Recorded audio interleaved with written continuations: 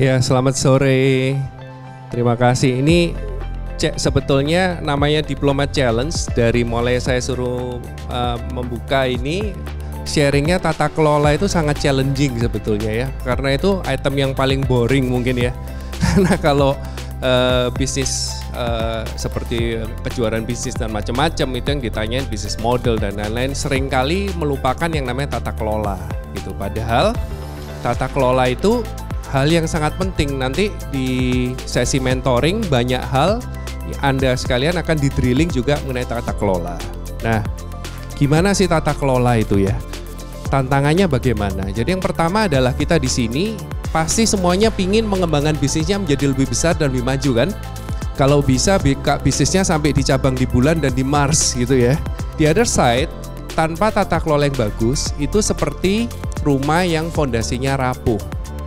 Ya, jadi kita tambahkan bisnis model yang bagus, pipeline, strategi, semuanya itu tumpuan semakin besar, perusahaan semakin besar, tanpa tata kelola bangunan itu kan hancur.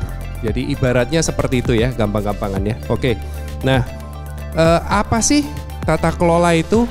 Tata kelola itu yang harus diingat adalah transparansi dan akuntabilitas, itu tujuan tata kelola. Yang kedua adalah mengelola resiko. Perusahaan yang umurnya panjang itu semua sebetulnya dia tahu how to navigate resiko. Gimana cara mengambil risiko yang pantas bagi perusahaan tersebut. Yang ketiga itu ngomong soal hukum dan peraturan. Di Indonesia itu aturannya berubah-ubah ya. Harus bisa mengikuti peraturan yang berlaku. Gitu. Misalnya pada saat COVID kemarin tahu-tahu semuanya nggak boleh ke mall gitu.